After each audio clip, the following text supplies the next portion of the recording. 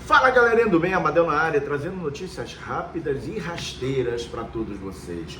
Hoje, terça-feira, dia 4 de novembro de 2025, é isso aí. Amanhã temos jogo do Vasco e Botafogo. Vamos falar do jogo, vamos falar do árbitro escalado para a partida, vamos falar também do planejamento para 2026. Gente, vocês que ainda não são inscritos no canal, se inscreva, dê aquele like, compartilhe, divulgue, porque isso é de suma importância. O YouTube ele vai ver que a galera está lá se inscrevendo, curtindo, aí vai colocar as notificações para vocês. Mas já que vocês, de repente, têm, sabe, um probleminha no dedinho de ir lá tocar no sininho, toca no sininho, tu vai me ajudar, toca no sininho, bota lá todas, porque toda vez que subir um conteúdo, um vídeo, um short do canal, vocês receberão as notificações. Então vamos logo direto no assunto. Falar sobre o jogo Botafogo e Vasco, né? Porque o mando de campo é do Botafogo, no estádio Newton Santos. Amanhã, quarta-feira, dia 5, o Vasco vai enfrentar a equipe do Botafogo no estádio Newton Santos às 19h30. E o Vasco provavelmente poderá ter 3 desfalques. PH e Nuno, que receberam o terceiro cartão amarelo diante da equipe do São Paulo, e o Cauã Barros, o volante, que sentiu ali um incômodo, né, numa entrada do Lucas Moura. Não foi uma coisa proposital, não foi uma entrada assim tão assintosa, mas realmente tocou ali um pouquinho ali perto do tornozelo, e o Barros sentiu, inclusive, com a pergunta que eu fiz ao Diniz na coletiva do jogo de domingo, diante da equipe de São Paulo, é que ele fez um tratamento no intervalo com gelo, mas ele sentiu ali um pouquinho, então o Diniz, né, preferiu tirá-lo ou não, porque quando o Barros sai do jogo, o que acontece? O Vasco tem uma queda abrupta no jogo, principalmente no setor de marcação, onde ele coloca ali, né, ele botou o Verratti, ele colocou o DVD, ele colocou o Matheus Carvalho, colocou o Matheus França, e as substituições não surtiram efeito. Então, eu espero, como todo torcedor vascaíno, que o Barros se recupere a tempo para enfrentar a equipe do Botafogo. Mas é dúvida, tá, gente? É uma dúvida. Realmente, se o Barros não jogar, será um grande desfalque. Mas vamos lá para possível, né, o provável escalação.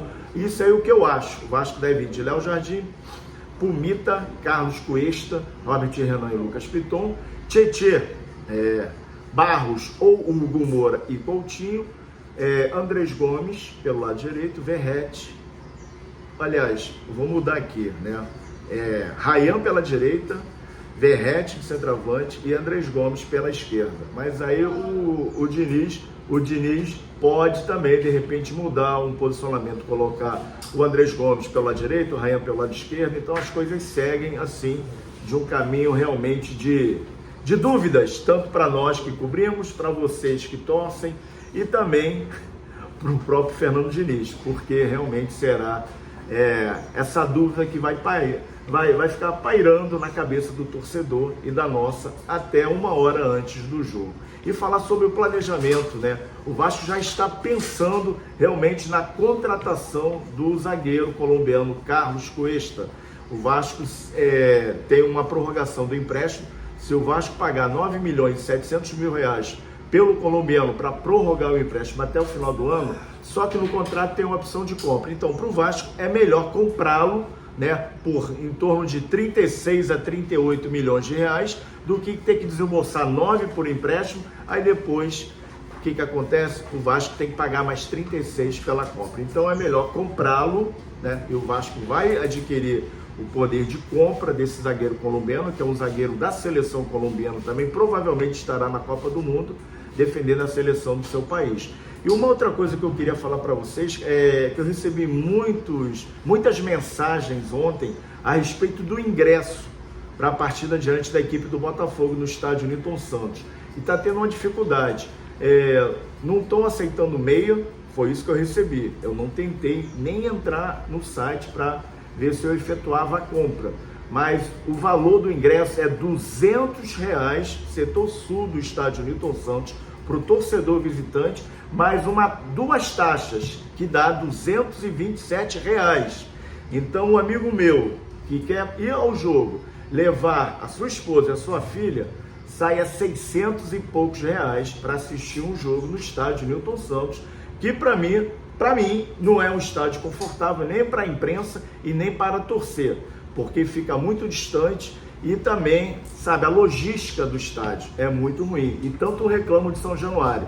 Mas fica só uma dica, porque realmente cobrar R$ 200, sabendo como o país, a fase que esse país atravessa, e um casal e um filho pagar mais de R$ 600 em 3 ingressos, realmente é complicado. E nem meia, segundo a informação que eu obtive.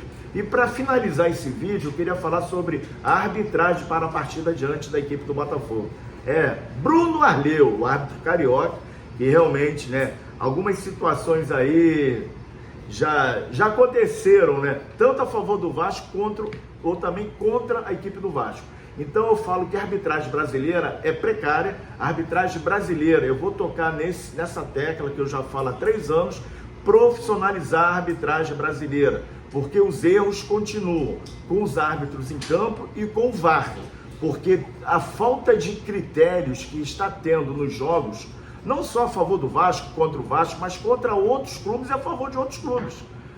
Tivemos várias aí, eu vou falar do Léo Jardim, da expulsão do Léo Jardim, eu vou falar também da situação do gol lá do Fluminense diante da equipe do Ceará, que a bola não bateu na mão, e assim vai. Enquanto tiver realmente essa situação de não ter, sabe, um setor, tudo bem que temos hoje a comissão, da arbitragem do futebol na CBF, mas eu acho que tem que mudar isso. Tem que ter realmente uma escola para os árbitros e profissionalizá-los. E também eu acho que os clubes brasileiros deveriam ir, na comissão disciplinar, na comissão de arbitragem, tem que ver o órgão que realmente é competente para isso, para tomar essas medidas, porque o jogador reclama, o jogador é punido. O jogador erra, o jogador é punido. E quando o árbitro erra, ele é punido? Ele sofre alguma sanção? Vai ficar 1, 2 jogos, vai para reciclagem e volta fazendo as mesmas besteiras. Então, por isso que eu acho que os clubes da Série A, da Série B, da Série C, tem que realmente, na CBF, tentar melhorar a arbitragem do futebol brasileiro. Valeu, galerinha. Obrigado pelo carinho, obrigado por tudo. Desejo a todos vocês uma terça-feira abençoada e vamos para a luz. Amanhã é dia de vencer o clube, o Botafogo, como dizem, vencer o bairro amanhã. Porque Botafogo nada mais é do que um bairro. Valeu, galera. Fui!